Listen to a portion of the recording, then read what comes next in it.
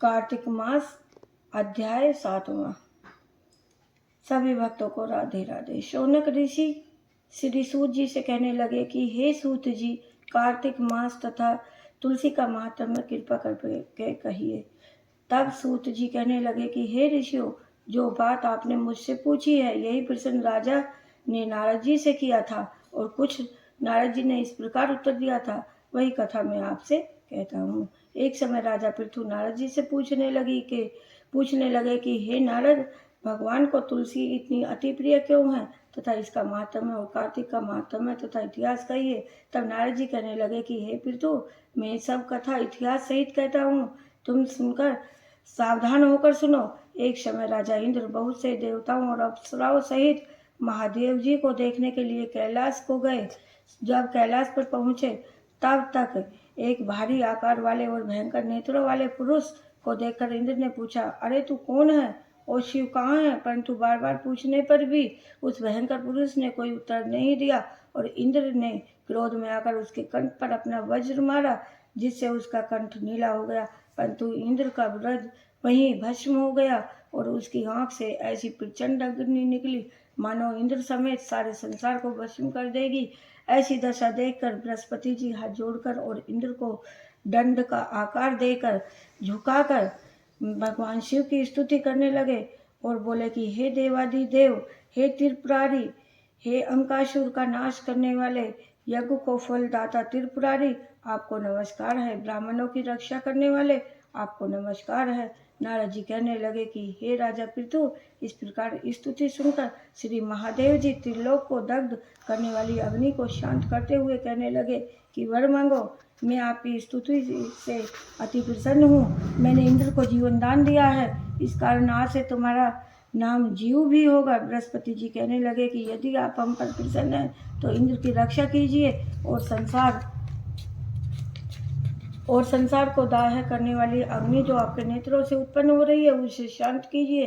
तब शिव कहने लगे कि नेत्र में से निकली वह अग्नि वापस कैसे लाई जाए, इसीलिए अब मैं इसको दूर फेंकता हूँ। ऐसा कहकर अग्नि को हाथ में लेकर समुद्र में फेंक दिया। वहाँ गंगा के संगम में जाकर वह पड़ी और बालक रोकर कहने लगा। उसके रोने के शब्द से पृथ्वी कांपने लगी तथा सातों लोग बहरे से हो गए। ऐसा आश्चर्यजनक देखकर ब्रह्मा जी कहने लगे कि जब समुद्र की गोद में बालक देखा तो विस्मय से पूछने लगे कि यह बालक किसका है। समुद्र ने बड़े आदर से बालक को ब्रह्मा की गोद में दिया और कहने लगे कि ये मेरा पुत्र गंगा से उत्पन्न हुआ है, इसके जात कर्म आदि संस्कार कराइए। फिर उस बालक ने ब्रह्मा जी की दाढ़ी पकड़कर इतने जोर से मरोड़ी कि ब्रह्मा जी के नेत्रों में जल आ गया। इस प्रकार दाढ़ी टूटी तो ब्रह्मा जी ने कहा कि इसने हमारी आंख से जल आंसू निकाला है, इसलिए इसका नाम जलंधर होगा और अभी युवा हो जाएगा, क्योंकि यह शिव के अंश से उत्पन्न हुआ है। इस कारण शिव के सिवा किसी से नहीं मारा जाएगा। जहाँ से इसकी उत्पत्ति हुई है वहीं विलीन होगा। ऐसा कहकर ब्रह्मा जी ने शुक्राचार्य को बुलाकर उसका राज्याभिषेक कराया और अंतर्ध्यान हो गए। तब समुद्र से कमल नेमी की कन्या वृंदा के साथ इसका विवाह कर दिया, पर जो कि परम सुंदरी थी। परम सुंदरी वृंदा के साथ क्रीड़ा करते हुए जलंधर परम सुख को प्राप्त हुआ। वृंदा पतिव्रताओं में से सबसे प्रथम थी। जब तक वह पति आते ही जब उसके पति आते तो उसके खाद पाद अर्घ आचमन आदि देती और उसकी पंखा करती तथा अपने पति को नारायण समझकर सदैव उसकी सेवा में लगे रहती। नारद जी कहते कि हे राजा पृथु, जब पतिव्रता स्त्रियों के लक्षण कहते हुए हैं, जो स्त्री पति दुख में दुखी और सुख में सुखी होती है, परदेश जाने पर ग्रस और पति के मर जाने पर उसके साथ सती हो जाती है, पति के पाप पुण्य को आधा बांटने वाली स्त्री को पति के मर जाने पर अवश्य सती होना चाहिए। जो स्त्री सती होती है वह मनुष्य के शरीर में जितने रोम होते हैं उतनी ही संख्या भर वर्षों तक अपने पति के साथ स्वर्ग में निवास करती है। जो स्त्री सती होने के लिए जितने कदम शमशान की तरफ बढ़ाती है, पद पद में वह एक एक यज्ञ का फल प्राप्त होता है। माता पिता और पति के कुल को पवित्र करती है। जैसे सपेरा सांप को पकड़कर बिल से बाहर निकाल लेता है, वैसे ही वह अपने पति को नरक से निकालकर स्वर्ग को ले जाती है। अतः पतिव्रता स्त्रियों को अपने पतियों के साथ सती होना उनका परम धर्म माना जाता है। तब नारद जी राजा पृथु से कहने लगे कि हे देवताओं हे देवताओं, जो दैत्य पाताल से भाग गए थे, जलंधर के आश्रय से निर्भय होकर पृथ्वी पर घूमने लगे। इसी समय जलंधर के कटे सिर वाले राहु को देखा तो उसमें शुक्राचार्य से इसका कारण पूछा। शुक्राचार्य ने समुद्र मंथन द्वारा देवताओं द्वारा रत्नों से राजा की सारी कथा सुनाई। इस प्रकार अपने पिता का मरण और दैत्यों का अनादर सुनकर जलंधर ने क्रोध के मारे घमस्कर नामक दूत को इंद्र के पास भेजा। घमस्कर दूत जल्दी ही इंद्र की सुधर्मा सभा में जाकर अभिमान पूर्वक इंद्र को नमस्कार भी नहीं कर कहने लगा कि दैत्यपति जलंधर ने मुझको भेजा है और जो कुछ उसने कहा है सो ध्यान से सुनो। तुमने हमारे पिता का मंथन के समय उनसे जो रत्न लिए थे उन पर तुम्हारा कोई अधिकार नहीं है, अतः वे रत्न या तो हमें वापस कर दो।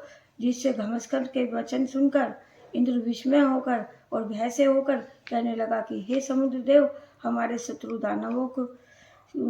शत्रुओं दानवों से हमारी रक्षा कीजिए, इसलिए हमने उसके मत कर रतन लिए थे।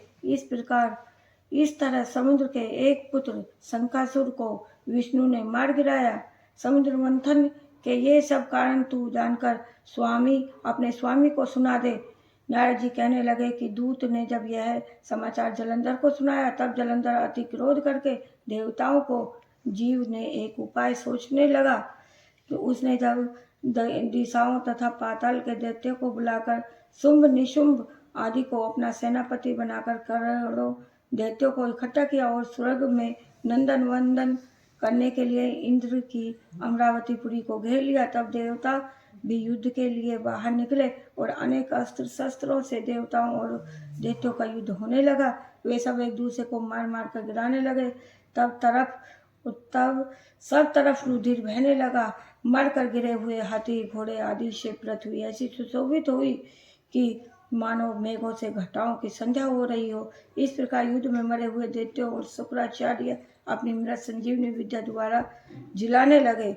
देवताओं को भी बृहस्पति और द्रोणाचल की दिव्य औषधियों से जलाते थे। उनके जीवित होने का कारण उनके द्वारा गुरु शुक्राचार्य द्वारा पूछा गया तो शुक्राचार्य ने द्रोणाचल पर्वत से बृहस्पति द्वारा दिव्य औषध की वार्ता सुनाई तथा शुक्राचार्य ने जलंधर को द्रोणाचल पर्वत को हल्लाने के लिए आदेश दिया और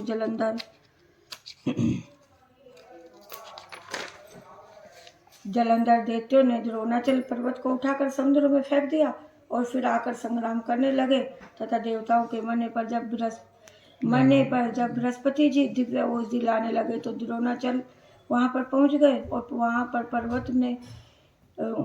पर्वत ने देखा देवताओं और दैत्यों से हारा जानकर अत्यंत घबराकर दूर से ही देवताओं से कहने लगे, अरे देवताओं, यहाँ से जल्दी भागो, यहाँ दैत्य शंकर के अंश से उत्पन्न हुआ है, किसी से नहीं मारा जाएगा। ऐसी बात सुनकर भय के मारे सब देवता चारों दिशाओं की तरफ भागने लगे और जलंधर दैत्य ने जीत के नगाड़े बजाते हुए अमरावती नगरी को घेर लिया। सब देवता डर के मारे समेरु पर्वत की कंदराओं में जाकर छिप गए। देवताओं को भागा हुआ देखकर जलंधर इंद्र आदि देवताओं का अधिकार शुभ निशुंभ दैत्यों को सौंपकर अन्य देवताओं का पीछा करने के लिए समेरु पर्वत की तरफ चला गया। इंद्र आदि सब देवता जलंधर को फिर आते जाते देखकर भय के मारे भगवान विष्णु की स्तुति करने लगे। देवता कहने लगे, मत्स्य कच्छ आदि अनेक रूप धारण करके भक्तों के दुखों का नाश करने के लिए सृष्टि का पालन व नाश करने वाले शंख चक्र गदा आदि को नमस्कार है। लक्ष्मी के पति देवताओं का नाश करने वाले पीताम्बर धारण करने वाले शरणागतों के रक्षक आपको बारंबार नमस्कार है। जलंधर दैत्यों से दुखित देवताओं का संताप हरने वाले सूर्य चंद्रमा दो नेत्र वाले आपको नमस्कार है।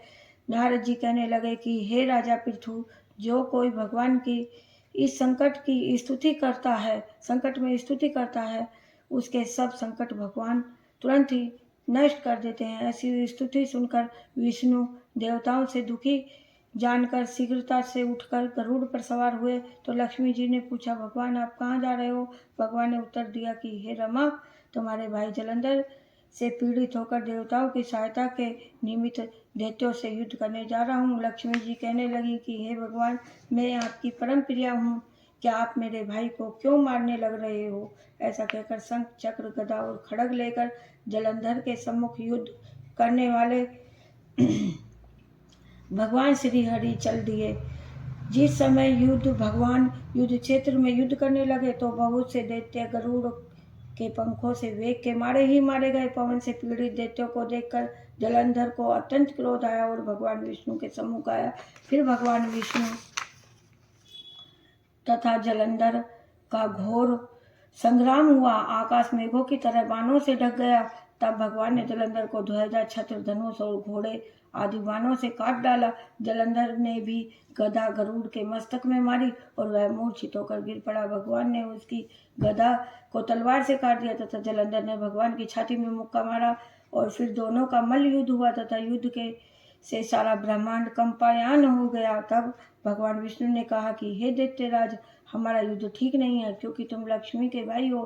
तुम वर मांगो, चाहे मैं तुम्हें वह वर दूंगा। तब जलंधर ने कहा कि भगवान, यदि आप मुझ पर प्रसन्न हो तो मुझे यह वर दो कि मेरी बहन लक्ष्मी जी और गणों सहित मेरे घर में निवास करेगी। ऐसा ही होगा। ऐसा कहकर भगवान लक्ष्मी के सहित जलंधर नगर को चले गए। तब जलंधर ने देवताओं के स्थान को दैत्यों से नियत किया तथा देव, यक्ष, किन्नर, गंधर्व आदि के साथ जो भी रत्न थे सब वश में कर लिए। पाताल से निशुंभ को शासन के लिए भेजा तथा शेषनाग आदि को वश में किया। इसी प्रकार देव, यक्ष, किन्नर, गंधर्व, मनुष्य सबको अपनी प्रजा बनाकर धर्म नीति से सबका पालन पुत्र के समान करके त्रिलोक का राज्य करने लगा। नारद जी कहने लगे कि हे राजा पृथु, एक समय भगवान के दर्शन करने जलंधर और राज्य लक्ष्मी देखने के लिए जलंधर युग में गया। जलंधरपुरी में गया। 7वां अध्याय समाप्त।